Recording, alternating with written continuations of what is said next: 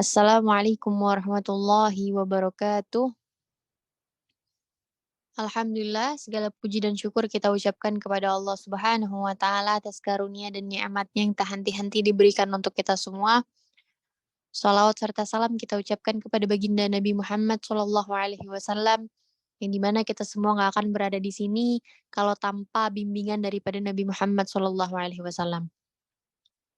Dan juga untuk semua para adminah yang telah membantu Majelis Ta'lim Ar-Radiyah, ya. Semoga selalu diberikan semangat, sehat afiat, dan dimudahkan langkah-langkah majelis ta'lim kita ini agar bisa selalu mendapatkan keridhaan Allah Subhanahu wa taala. Dan untuk teman-teman solehahku semua yang hadir pada malam hari ini, apa kabar semuanya? Baik, sehat? Ya, insya Allah semuanya sehat-sehat, baik-baik ya, dan dapat menjalani hari-hari dengan baik insya Allah. Tema kita seru banget nih, ya. Tanpa Allah saya bukan sesiapa. Waktu ketika ngebaca ini nih teman-teman, ana langsung kebayang waktu ana di Daruz Zahra. Ya, sebenarnya banyak banget rasanya pengen ana ceritain kalau tanpa Allah itu kita bukan sesiapa dan itu bener bener banget, dan pasti siapa di antara kalian yang ketika kalian ngelihat tema ini udah terbayang cerita diri kalian masing-masing. Banyak kan yang ngerasa bahwasanya banyak di kehidupan kita hal yang terjadi karena Allah, atau bagaimana cara-cara Allah menyelamatkan kita, atau bagaimana cara Allah Subhanahu wa Ta'ala memberitahu kita bahwasanya Allah itu amat sangat berperan dalam mengatur kehidupan kita. Ketika di Daruz Zahra, itu waktu baru pertama kali ana sampai di Daruz Zahra, ana itu sebelumnya tidak pernah masuk pesantren dalam jangka waktu yang lama ya. Ana kalau masuk pesantren itu nggak pernah lama, karena nggak betah deh, pokoknya nggak betah gitu, pengen pulang. Gimana sih, sekarang Ana yang ngerasain sendiri anak-anak murid Ana nih kalau baru semuanya, "Nggak betah Ustazah, nangis, mau pulang, kangen mama," ini itu Ana dulu itu begitu. Nah, waktu Ana ke Daruz Zahra, tapi karena ke Daruz Zahra dan ke Hadramut, mau kita nangis kayak apa juga kan nggak bakal bisa pulang ya, karena susah banget, jauh, dan ya nggak mungkin lah, pasti kita akan mengorbankan, si rasa nggak betah itu daripada kita harus menghilangkan berpulang daripada kota yang mulia tersebut kan. Emang bisa Ustazah nggak betah Daruz Zahra? Yang pastinya kita menyesuaikan diri dulu kan, Indonesia dengan Hadramut itu kan, negara yang amat sangat segala sesuatunya berbeda ya, dari budidaya, makanan, cuaca, dan juga bahasa, segala sesuatunya itu untuk kita sesuaikan itu juga, lumayan. Nah, pada saat Ana baru pertama kali Daruz Zahra itu merasakan ya galau lah gitu, maksudnya kayak, ya Allah baru tahu setiap pagi tuh kalau di sini makannya roti, siang baru dapat nasi, ya kan, malam-malam kadang nggak dapat nasi, malam itu kadang syurba, kadang roti, jarang dapat nasi, dan nggak ada kantin yang jual nasi atau jual makanan berat, gitu. Cuman jual kayak cemil-cemilan aja, dan itu aja tuh udah kayak kaget gitu kan. Jadi muka Ana nih kelihatan kayak orang lagi sumpah, kayak, "Ya Allah, ternyata jadi orang sukses itu susah ya." Memang waktu pas Ana mau berangkat ke Daruz Zahra itu, Ustazah Halimah udah bilang gitu, "Bel, di sana itu bukan berarti enak-enakan ya, maksudnya enak, di Daruz Zahra tuh enak, Daruz Zahra yang sekarang daripada Daruz Zahra zaman saya dulu," kata Ustazah Halimah gitu.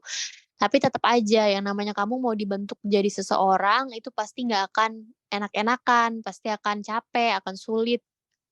Kamu lihat gimana waktu militer itu dia dididik akan menjadi seorang militer, pasti betul-betul dibuat kerja kerja keras yang luar biasa kan?" "Iya Ustazah," gitu. Kemudian, Ana tuh di sana galau luar biasa, sumpek gitulah, gimana sih anak-anak baru nih. Terus ternyata di Daruz Zahra itu ada seorang ibu-ibu Indonesia. Ana masih nggak ngerti kenapa bisa ada ibu-ibu. Ketika itu, deketin, nanya, "Bu, Ibu kok bisa ada di sini?" Terus dibilang kayak gini, "Nak, kamu dengerin cerita saya ya, Nak. Saya ini TKW," katanya kayak gitu. "Saya ini TKW, saya kerja di Saudi itu nggak dibayar-bayar udah berapa bulan, bahkan saya nih kayak kesusahan nggak bisa pulang, begini begini. Pokoknya kayak ketipu apa gimana gitu, sampai si ibu ini dia minta tolong sama Allah, "Ya Allah selamatin saya selamatin saya." Saya nggak tahu akhirnya ada orang ngebawa saya ke Habib Umar bin Hafidz dan Humbaba Nur. Dan makanya Dek, sekarang saya lagi ada di sini, karena kamu tahu nggak Dek, pas saya masuk ke tempat ini, saya tuh belum tahu ya Habib Umar bin Hafidz ataupun Humbaba Nur, saya pokoknya minta tolong aja, "Ya Allah, tolong tolongin saya," gitu. "Tolong banget tolongin saya pengen banget nyampe ke negara saya." Nah, saya dikirimlah ke tempat ini Dek, karena makanya saya ada sama kalian kan. Terus subhanallah, saya kan nggak punya duit, nggak punya baju, selama ini kan saya ketipu ya, Dek. Terus deh saya masuk ke musola, saya minta, "Ya Allah, saya minta darimu, ya Allah berikanlah saya pakaian, berikanlah saya uang untuk pulang, berikan saya uang untuk membeli tiket pulang, bantu saya untuk pulang." Terus Dek, kamu tahu nggak Dek, ya Allah Dek, ternyata besokannya anak-anak Darus Zahro ngasih saya baju banyak banget sampai rasanya nggak muat kali kalau saya bawa pulang nih. Banyak banget yang ngasih saya baju. Terus Dek, kamu tahu Dek, tiket saya pulang ke Indonesia ada yang bayarin, bahkan plus saya dikasih duit buat saya jajan selama saya ada di sini dan buat saya pulang. Itu makanya deh kalau kamu ada hajat apa-apa, masuk ke musola minta sama Allah. Ini si ibu-ibu ini ya, bukan dari pesantren, bukan sesiapa, mendapatkan keajaiban dari Allah Subhanahu wa taala, dipertemukan sama Habib Umar bin Hafidz dan Hubaba Nur, bahkan sampai tinggal di Daruz Zahro. Berarti keyakinannya sama Allah ini luar biasa. Di situlah Anda benar-benar mengambil pelajaran. Ya, tanpa Allah kita bukan sesiapa dan bersama Allah kita yang bukan sesiapa akan bisa menjadi siapapun. Dan teman-teman, banyak banget pasti yang terjadi di kehidupan nyata, di realita kehidupan kita. Kalau bukan karena pertolongan Allah dan kalau bukan karena Allah selamatin kita, ya kan bagaimana kita menjalani kehidupan kita di masa lalu, ya kan kita pasti punya masa lalu. Gini, Sayyidina Umar bin Khattab itu pernah hampir-hampir ingin membunuh Nabi, akhirnya berakhir di pemakaman di sebelahnya Nabi. Ya, kita punya masa lalu, kita punya aib, kita punya keburukan, kita punya maksiat. Sebaik itu Allah menjaga, menutupi kita, memberikan kita posisi yang bagus, yang nyaman, yang berada di majelis ilmu. Kadang kita suka kepikiran kayak atau kita punya suatu tujuan dan Allah Ta'ala memberikan kepada kita sampai kepada tujuan tersebut. Luar biasa. Semuanya adalah kuasa Allah. Teman-teman solehahku, pernah nggak kalian ngerasa ada satu hal yang kalian kejar mati-matian dengan kerja keras susah payah, nggak dapet. Tapi ada hal yang kalian gak kejar mati-matian, yang kalian gak ngeharap, bahkan kalian gak minta, sampai kepada kalian membuat kalian jadi bahagia. Di situ tuh kita jadikan pelajaran bahwa gak selalu hal yang kita minta adalah hal yang membuat kita bahagia. Allah Subhanahu wa taala berfirman, "Mungkin saja kamu menyukai sesuatu dan itu tidak baik bagimu. Mungkin saja kamu membenci sesuatu padahal itu baik bagimu." Kita nih seorang hamba nggak tahu yang mana yang baik dan buruk di hidup kita. Kita hanya meminta, "Ya Allah berikan saya ini, tapi jika engkau redho, kalau engkau nggak redho berikan saya yang lebih baik." Bukankah Allah yang menciptakan segala keindahan? Maka kalau kita kehilangan ke satu keindahan, Allah bisa memberikan kepada kita 10 keindahan yang Allah inginkan buat kita. Benar-benar tanpa Allah kita bukan sesiapa dan dengan Allah kamu dapat menjadi segalanya dan siapapun yang kamu inginkan. Ya, kenapa kedudukan para wali-wali begitu mulia? Karena para wali-wali ini berpegang teguh terhadap cinta Allah Subhanahu wa taala. Iyalah ustazah, itu kan wali. Tunggu dulu, wali kan juga manusia. Ngerasain lapar, ngerasain ngantuk, ngerasain capek, ngerasain lapar. Tapi bedanya gak dirasa-rasa. Yang dirasa hanya bagaimana caranya mendapatkan cinta. Sebagaimana Allah Subhanahu wa taala berfirman, dan ketika dua orang itu berada dalam gua. Ketika Nabi Muhammad ingin berhijrah dari Makkah ke Madinah, ya. Nabi Muhammad bersama dengan Sidina Abu Bakar As-Siddiq. Kemudian ketika ingin masuk ke dalam goa bersembunyi, Sidina Abu Bakar As-Siddiq telah menutupi semua lubang-lubang yang ada di goa tersebut. Ada sisa 2 lubang yang tidak bisa ditutupi, olehnya diduduki oleh Sayyidina Abu Bakar. Kemudian Sayyidina Abu Bakar bilang, ya Rasulullah, sini. Semua lubang sudah nggak ada. Rasulullah pun rebahan kepalanya Rasulullah di pahanya Sayyidina Abu Bakar Siddiq. So sweet banget kan? So sweet banget emang kalau cerita Rasulullah sama Sayyidina Abu Bakar Siddiq nih. Terus ternyata si makhluk berbisa ada dari lubang menggigit kakinya Sayyidina Abu Bakar Siddiq sampai Sayyidina Abu Bakar Siddiq kesakitan luar biasa, mukanya membiru karena bisa daripada gigitan binatang tersebut. Tapi ya karena cintanya kepada Nabi, karena sayangnya kepada Nabi ditahan. Kemudian pas Nabi ngelihat kenapa ya Abu Bakar ini kena bisa ini terus sama Nabi dioles langsung sembuh. Ya, cinta. Cinta yang luar biasa diberikan padahal ngerasain sakit. Dilihat mukanya biru, dilihat udah keringetan parah, tapi ditahan. Karena untuk Rasulullah SAW. Begitu juga para wali. Semua menahan daripada keinginan mereka semata-mata untuk Allah dan Rasulnya. Sampai pernah nih ketika Nabi lagi duduk, sampai Nabi nih saking sayang banget sama Sayyidina Abu Bakar, Nabi lagi duduk bersama dengan para sahabi, kemudian Nabi bilang, wahai para sahabatku, surga itu memiliki 8 pintu. Nanti ada orang yang suka puasa sunnah, dipanggil dari pintu namanya Ar-Royan. Hai orang-orang yang suka berpuasa, ayo masuk ke pintu surga Ar-Royan. Nanti ada orang yang suka sholat sunnah, masuk ke dalam pintu ini. Nanti ada orang yang suka sodakoh, masuk ke dalam pintu ini. Nanti berbagai macamnya. Tapi, kata Nabi, ada orang-orang yang dia boleh masuk dari pintu yang mana aja. Terus Nabi langsung nengok ke Sayyidina Abu Bakar, Nabi senyum, Nabi bilang, semoga engkau salah satunya, wahai Abu Bakar. Aduh, meleleh banget gak tuh? Didoain nama Nabi, dicintai nama Nabi, dan pastinya cinta tersebut didapatkan karena perjuangan Sayyidina Abu Bakar untuk Nabi Muhammad SAW. Jadi teman-temanku semua,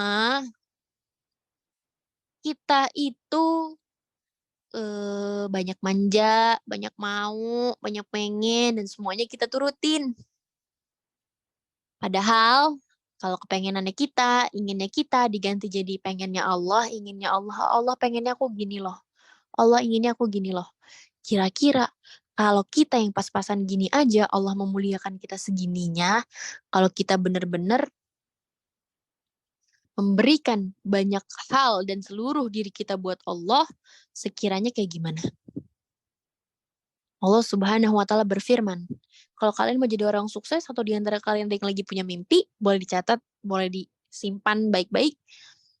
Kalau Allah Ta'ala fil Qur'anil Karim ba'da a'udzubillahi minasyaitonir rajim wa minal laili fatahajjad bihi nafilatan laka asa yab'asakallahu maqaman mahmuda.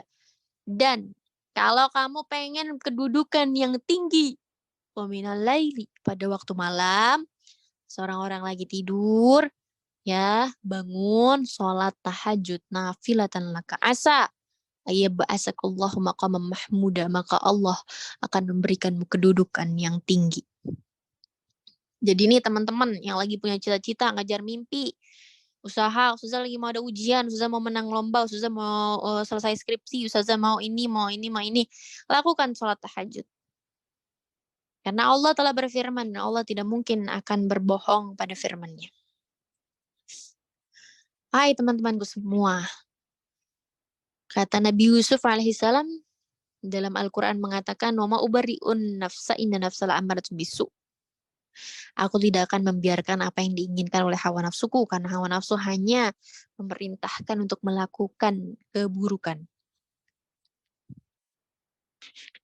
Coba kalau misalnya kita turutin maunya nafsu nih, maunya diri kita. Mau ini kita turutin, nanti kita mau yang lain lagi. Mau ini kita turutin, nanti kita mau yang lain lagi. Tapi kalau kita yang atur hawa nafsu kita, kita yang setir hawa nafsumu, ya, kalau kamu gak setir, bagaikan kamu itu adalah kuda yang ditunggangi sama hawa nafsumu. Tapi kalau kamu setir, bagaikan kamu lagi menunggangi kuda. Jangan ke sana. ayo ke sana. Jangan ke situ, ayo ke sini. Makanya dikatakan sedikit tapi istiqomah lebih baik daripada banyak tapi nggak istiqomah. Wal istiqomah khairu min alfi karomah. Istiqomah itu lebih baik daripada 1000 karomah. Kenapa? Karena jadi orang yang terus-terusan lurus, menahan hawa nafsu, sulit. Padahal kita nih, kalau misalnya kenapa-napa, ngerengeknya ke Allah, nangisnya ke Allah, baliknya ke Allah. Ada orang pacaran, lupa sama Allah pas pacarnya selingkuh, nulis status, "Ya Allah, apakah Engkau sedang menguji aku?" Gitu. Kalau pacarnya selingkuh, balik ke Allah. Kalau pacarnya nggak selingkuh sama pacarnya, lupa sama Allah. Kalau misalnya bestie-bestinya lagi baik-baik aja, majulah ke sana ke sini, ya. Kalau misalnya bestinya lagi berantem, baru ya Allah, gitu. Padahal ada orang yang dimanapun dia berada, hatinya bersama Allah. Kata Sayyidina Ali bin Abi Thalib, "Lau kushifal ghita mazdadtu yakinan." Ya, mata kita nih kan nggak bisa ngelihat hijab ya. Kata Sayyidina Ali, kalau misalnya dibuka hijab, kalau semua orang ngelihatnya dari sini tembus ke langit, ke surga, ke neraka, kalau kayak gitu semua orang, kata Sayyidina Ali, mazdadtu yakinan. Aku nggak bakal nambah yakin apa-apa. Kenapa? Karena yakin ya Sayyidina Ali bin Abi Thalib meskipun mata kita semua terhijab, udah mentok. Keyakinannya mentok sama Allah. Bahkan salah satu sahabat yang ditanya, bagaimana pagi harimu? Gitu. Dia jawab, pagi hariku seakan-akan aku telah melihat arsy-Nya Allah. Aduh, luar biasa. Seorang pecinta akan tahu di mana kapal seharusnya berlabuh. Seorang pecinta yang sejati, dia seorang pecinta. Dia tahu di mana meletakkan cinta yang tidak pernah rapuh dan terhapuskan oleh masa. Dan terhapuskan oleh waktu. Cinta yang memanggilmu meskipun kau belum memilikinya. Cinta yang menggapaimu meskipun kau sedang lalai darinya. Cinta yang menantimu di ujung jalan, mungkin saja kau akan kembali dan melambaikan tangan. Cinta yang selalu memanggilmu sehari 5 kali. Cinta yang selalu melihatmu dan menitipkan tiap malaikat dalam dirimu. Tahu gak sih? Satu kelopak mata, malaikatnya satu. Dua kelopak mata, berarti malaikatnya dua. Di kuping lubangnya ada malaikatnya. Di hidung lubangnya ada malaikatnya. Dan di setiap anggota tubuh ada malaikatnya. Segitunya Allah sayang sama kita. Cinta yang tidak pernah mengharap balas. Cinta yang selalu menggiringmu untuk menuju kepada kebaikan. Ketika engkau pun mampu berada dalam kebaikan, nanti engkau akan mendapatkan segala balasannya. Ya ayyatuhan nafsul mutmainnah, irji'i ila rabbiki radiyatan mardiyah, fadkhuli fi ibadi wadkhuli jannati. Wahai nafsu-nafsu yang tenang, irji'i ila rabbiki radiyatan mardiyah, kembalilah kepada Tuhanmu dalam keadaan kau diredoi dan Allah pun redho. Dan keadaan sebaik apa lagi selain menjadi hamba yang redho terhadap Tuhannya dan diridhoi terhadapnya. Bukti cinta yang luar biasa. Fadkhuli fi ibadi wadkhuli jannati. Ya Allah, jadikan kami termasuk orang-orang yang mendengar seruan tersebut. Hai teman-temanku, banyak sekali kisah-kisah dalam kehidupan nyata, realita, bukti bahwasanya kita bukan sesiapa tanpa Allah. Pernah Ana ceritakan kepada beberapa murid Ana atau mungkin orang yang hadir di majelis pada saat itu. Waktu itu Ana bukan sesiapa. Dan adik Ana itu yang laki-laki umroh. Ketika adik Ana umroh bersama dengan gurunya, alhamdulillah adik Ana mendapatkan rezeki untuk mencium ya salah satu yang memegang rambut Nabi Muhammad SAW. Kemudian ketika Ana melihat, Ana langsung berdoa, ya Allah berikanlah saya rezeki seperti itu ya Allah, karena gak ada yang mustahil bagi Allah. Terus kalian tahu apa yang terjadi? Ya, Subhanallahnya tidak lama dari situ, si syekh yang memegang rambut tersebut, beliau datang ke Indonesia dan termasuk mukim di Indonesia. Kemudian sama gurunya adik Ana ini yang ngebawa adik Ana umroh mengundang Abah Ana sekeluarga untuk hadir di tempatnya untuk dapat ikut mencium rambutnya Nabi. Subhanallah. Dan ketika Ana dapat berkesempatan tersebut, Ana tuh kayak, ih, bener banget emang kata Nabi Zakaria. Walam akun bidu'a ika rabbi syakiya. Siapapun yang tulus mengharap kepadamu ya Allah. Walam akun bidu'a ika rabbi syakiya. Nggak mungkin kecewa. Nggak mungkin. Kecuali ngeharapnya ragu-ragu. Walam akun bidu'a ika rabbi syakiya, kata Nabi Zakaria. Datanglah anak ke tempat tersebut dan anak mendapatkan apa yang adik anak dapatkan. Anak nangis sesegukan penuh haru karena keajaiban yang Allah Ta'ala berikan. Dan tanpa Allah gak mungkin anak yang bukan sesiapa pada saat itu dapat ikut hadir di tempat itu dan mencium rambut Nabi Muhammad Sallallahu Alaihi Wasallam. Dan anak gak puas sampai di situ. Kemudian teman-teman, Ana berdoa, ya Allah, tolong berikan rezeki ini juga kepada orang-orang di rumah sekitar. Gitu. Mustahil kan? Tapi nggak ada yang mustahil bagi Allah. Kemudian Ana bertemu dengan istri Syekh. Istri Syekhnya itu bertanya kepada Ana, "Kam hafidti minal Qur'an?" Berapa juz yang kamu hafal dari Al-Quran? Ana bilang Alhamdulillah. Ana bilang Alhamdulillah, Alhamdulillah, juz 29, juz 30, Fadhail Suwar. Itu banyak menurut Ana, lumayan lah ya. Kemudian katanya istrinya Syekh, ya Allah, Galil, dikit banget segitu. Terus kata istrinya Syekh bilang, kali kedua saya ketemu sama kamu sudah hafal Al-Quran.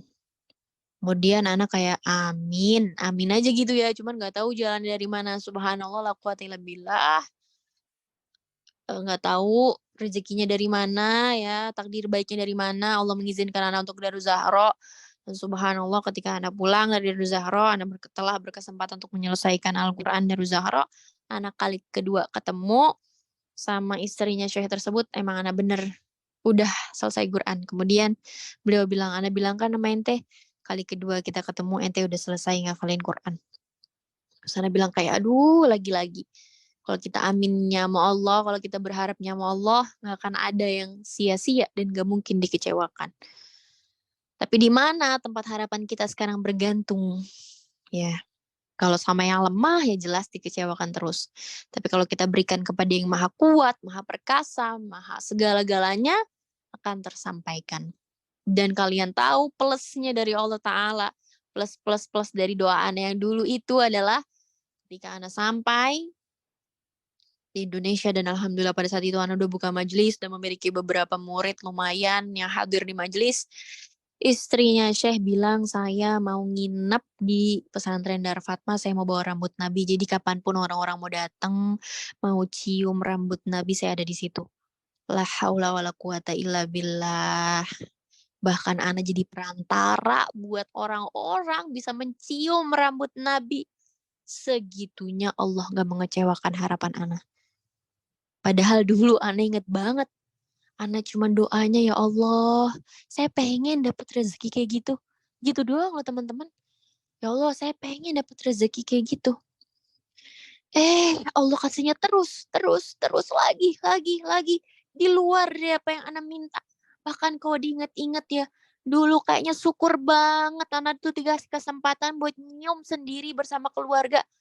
Pakai orang-orang bisa nyium rambut Nabi, perkara lewat perantara Ana. Gimana Ana gak nangis sesegukan, ya Allah. Kalau bukan karenamu ya Allah. Kalau bukan karenamu ya Allah. Kalau bukan karena Allah, gak mungkin. Gak mungkin.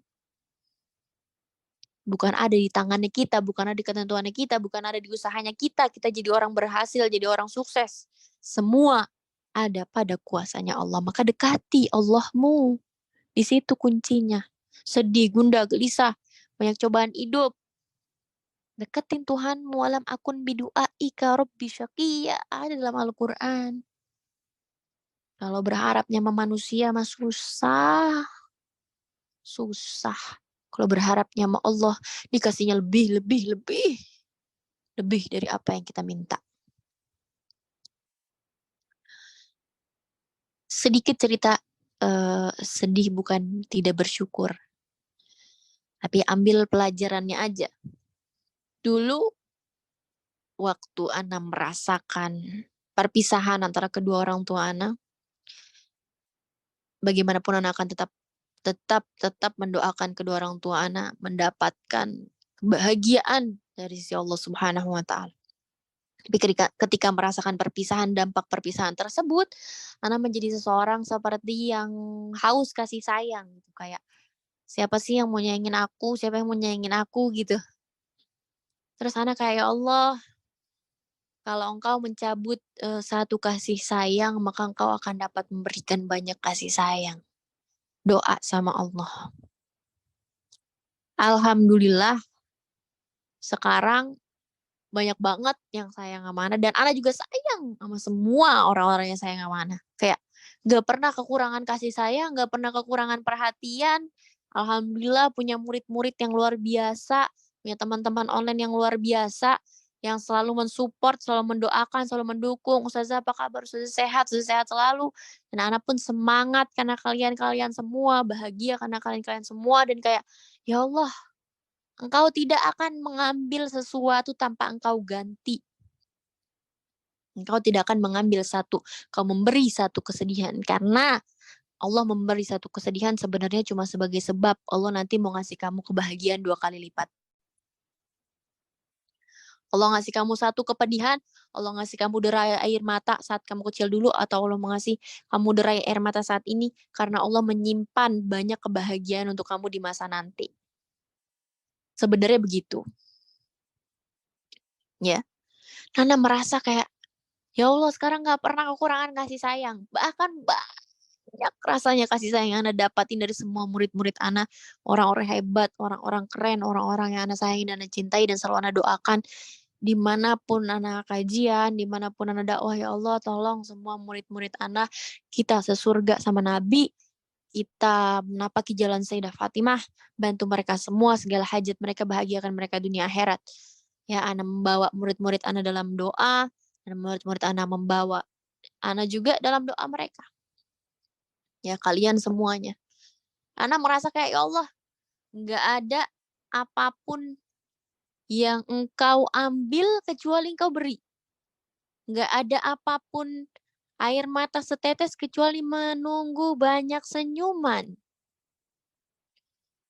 Allah tuh adilnya adil banget. Kalau kita mau main sedih-sedihan, lihat Nabi Muhammad. Udah paling sedih. Tapi sebenarnya nggak sedih. Karena kenapa? Orang di tiang-tiang surga, di samping nama Allah dan nama Muhammad, romantis nggak? Setiap tiang-tiang surga, sampingnya nama Allah, namanya Muhammad. Ya kan? Tapi di dunia dijadiin Nabi Muhammad, derita, sedih. Makanya jangan insecure jadi orang sedih. Kalau kita jadi orang punya segalanya, emang nanti kita sanggup sama hisapnya? Kan belum tentu kuat kan? Ya udah, ya Allah, apa yang kau kasih buat saya? Apa yang kau ambil dari saya? Apa yang akan kau beri terhadap saya? Apa yang kau takdirkan untuk saya adalah yang terbaik. Yang terbaik. Karena saya hanyalah manusia. Pemikiran saya terbatas, otak saya pas-pasan, tapi kuasamu, pemikiranmu atas takdir saya, ya Allah, maha sempurna, maha suci Allah subhanallah. Wala hawla wala quwwata illa billahil aliyil azim. Hasbunallah wa ni'mal wakil, ni'mal maula wa ni'man nasir. Ada satu perempuan lewat di satu jalanan malam-malam. Sendirian. Dia baca ayat kursi. Dia baca tuh ayat kursi ya.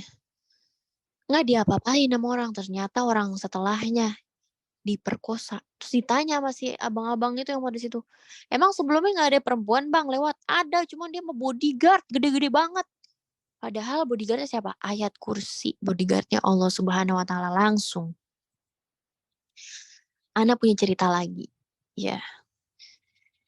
kisah yang Ana alami sendiri waktu ketika Ana pengen safar, pengen pulang dari Hadramut ke Indonesia. Sampai saat ini tuh untuk berangkat ke Hadramut itu nggak mudah. Kita melalui beberapa negara terlebih dahulu baru kita bisa sampai ke Hadramut. Nah, kita itu naik bus dari Tarim itu sampai ke Oman yang belasan jam lah ya kira-kira kita berada di bus tersebut. Karena pada saat itu sudah pukul 12 malam, dari mulai jam 10, 11, 12 tuh mungkin kita udah ngantuk banget ya. Jadi hampir satu bus itu tertidur. Tiba-tiba adik Ana nih Ustazah Amira bilang gini, "Kak, Kakak bangun deh, Kak." "Kenapa, Mir?" "Kak, kayaknya kita eh kesetop di pinggir jurang," katanya gitu. "Hah?" Pas Ana lihat bener ini pinggir jurang banget. Terus di depannya itu kayak ada mobil yang lagi ditanjakan tapi nggak bisa maju gitu. Terus Ana perhatikan, iya ya kok di atas itu ada mobil-mobil banyak, ada bus-bus banyak ya. Gak lama berapa detik dari situ, jedar bus di depan kita itu ngenabrak bus kita. Jadi bus kita nih mundur, mundur tiba-tiba kayak dinaikkan. Bayangin loh di tanjakan, dan tanjakannya itu kayak tanjakan lingkaran yang pinggirnya tuh tebing semua gunung. Karena sana kan banyak gunung kan ya. Paniknya kita luar biasa. Bus kita mundur, terus si supirnya berusaha ngerem karena kan turunan ya. Terus supirnya langsung bilang, "Turun, turun, turun. Turun satu per satu, jangan langsung semua." Karena takut langsung oleng, beban ke belakang semua. Akhirnya kita turun satu per satu. Akhirnya pas udah kita turun satu per satu nih, bus kita depan kacanya udah pecah. Bis gitu pas kita semua orang turun, remnya blong, hampir bus kita nih jatuh ke jurang ya. Bus kita kayak jalan gitu, oleng, kayak bus yang kita baru lihat belum-belum ini viral nih. Bus yang di mana tuh yang jatuh, kasian banget ya. Ya Allah itu Ana inget tuh kejadian Ana dulu. Itu begitu bus Ana lari begitu. Ya Allah kalau bukan kuasa Allah. Itu cuman ada beberapa orang laki yang lari dan nahan busnya. Bayangin bisa ketahan. Beberapa orang loh, karena itu kan di gunung ya, nggak ada orang. Itu beberapa orang yang nahan dan subhanallah ketahan. Kuasa Allah la quwata illa billah. Udah, kita semua naik ke atas gunung. Naik ke atas gunung yang serem banget gitu deh. Akhirnya kita semua baca ratib. Kalian tahu apa yang terjadi? Nggak tahu gimana caranya. Itu ternyata di atas-atas, jadi ke-stuck gitu kayak di atas bus kita. Ada bus, dan ternyata ada truk di tengah-tengah situ balik bawa minuman kaleng. Minuman kaca. Kayak Sprite, Fanta, Coca-Cola gitu dari kaca. Jadi bececeran, busnya terbalik, dan pada pecah-pecahan. Jadi nggak ada yang lain tuh pada nggak bisa lewat setelahnya si truk yang kecelakaan tersebut. Akhirannya kita ngeliatin si truk yang kecelakaan itu sambil kita baca ratib bareng-bareng. Pas, tepat sasaran sekali. Baru kelar daripada baca ratib, bus kita ngelewatin bus-bus yang lain, langsung ada di paling atas. Kemudian supirnya bilang, "Ayo kita semua naik, kita mau ngelanjutin perjalanan." Ya Allah, itu anak masih kayak nggak percaya. Udah nih, ngelanjutin perjalanan, anak pikir kayak, aduh ini bakal lama nih, ada kecelakaan gini-gini, kondisi mobil kita juga tadi remnya blong, terus depan kaca pecah. Subhanallah, selesai ratib, ratib kan sebentaran banget ya. Selesai ratib, masuk bus, sampai kita ke bandara. Bahar, wala satu orang terluka, wala kenapa-napa. Ya udah baik-baik aja lagi gitu. Mobilnya juga kayak nggak ada apa-apa, udah cuma depan kacanya aja gitu, setengahnya kayak hancur. Itu anak kayak, ya Allah, lagi-lagi kuasamu. Kita semua di sini nggak ada yang punya orang tua, walau di situ handphone bisa berguna. Di ujung gunung, ibarat kata kita semua jatuh, nggak ada yang tahu itu.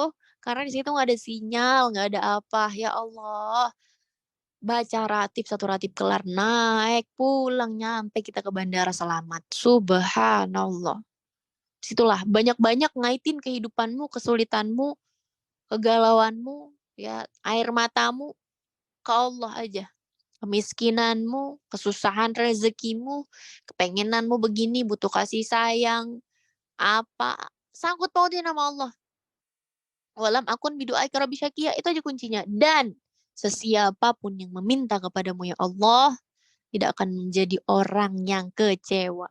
Janji, janji Allah Ta'ala. Semoga ya kita semua menjadi orang-orang yang menggantungkan kehidupan kita kepada Allah Subhanahu wa taala, dan semoga ya kita dapat diangkat derajatnya menjadi kekasih-kasih Allah Subhanahu wa taala. Semoga kita tidak wafat kecuali telah dekat hubungan kita dengan Allah Subhanahu wa taala. Sekiranya segini aja yang dapat Ana sampaikan. Terima kasih buat semua teman-teman solehahku dan para adminah Majelis Alim Ar-Raudhiyah, kalian semua yang telah menemani Ana di malam hari ini. Makasih banyak ya. Sayang kalian semua. Terima kasih telah memberikan Ana waktu untuk bersama dengan kalian pada malam hari ini, memberikan waktu kalian, mendengarkan apa yang Ana sampaikan dengan baik. Semoga nanti kita bisa berjumpa lagi ya. Sallallahu alaihi Muhammadin wa ala alihi wasallam. Walhamdulillah alamin. Alhamdulillahirrahmanirrahim. Sesi tausiah dari Ustazah Nabila sudah selesai. Untuk selanjutnya, apa kita boleh langsung lanjut ke sesi tanya jawab, Ustazah? Iya, boleh. Untuk jumlah pertanyaannya dibatasi atau bagaimana, Ustazah? Ya, insya Allah 3 ya. Marhaba. Najwa izin bacakan pertanyaan pertama. Assalamualaikum warahmatullahi wabarakatuh. Ustazah, bagaimana cara meyakinkan diri kalau meskipun kita sering terjatuh, Allah akan ada selalu? Syukran, jazakallah khair. Bagaimana cara meyakinkan diri kalau misalnya Allah itu selalu ada? Dengarkanlah kisah-kisah orang yang hidupnya hancur, lebur, jatuh, bukan sesiapapun. Bahkan ada seorang pemabok berat. Dia lagi mabuk, dia ngangkat kertas bacaan bismillah. Gak lama kemudian dia jadi wali Allah. Jadi kita nggak usah khawatir. Ya Allah, saya bisanya usaha, saya bisanya ikhtiar segini. Selebihnya saya lepaskan segala sesuatu takdir padamu dan saya yakin engkau adalah penolong saya. Baca hasbunallah wa ni'mal wakil, ni'mal maula wa ni'man nasir. Insyaallah Allah pasti akan menolong kita semua gitu. Alhamdulillah. Pertanyaan kedua, Assalamualaikum, semoga Ustazah selalu dalam penjagaan Allah dan pandangan Allah dan Nabi Muhammad, amin. Izin bertanya Ustazah, apakah sabar dan sholat serta yakin akan hadir pertolongan Allah juga termasuk ikhtiar? Apakah semua itu bukan action? Jazakallah khair Ustazah Bella. Allah Subhanahu wa taala berfirman wasta'inu bis sabri was shalah. Allah berfirman dalam Al-Qur'an dan minta tolonglah dengan sabar dan sholat. Itu doang ikhtiar kita. Ya, sabar dan sholat, selebihnya Allah lah yang akan mengatur segala kehendak dan segala takdir dan kita percayakan kepada Allah.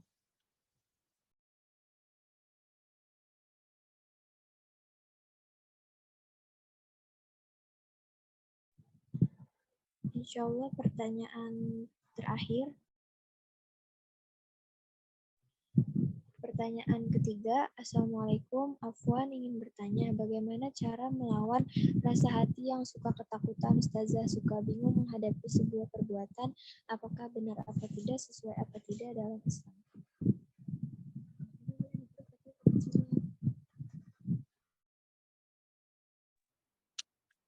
Apa yang telah engkau pelajari dan dengarkan kata hatimu. Ini yang saya pelajari dan dengarkan kata hatimu. Karena hati itu adalah pintu terdekat menuju hidayah. Jadi ketika kita melakukan kesalahan, hati kita akan merasa gundah. Ketika kita melakukan hal yang baik, hati kita akan merasa tenang.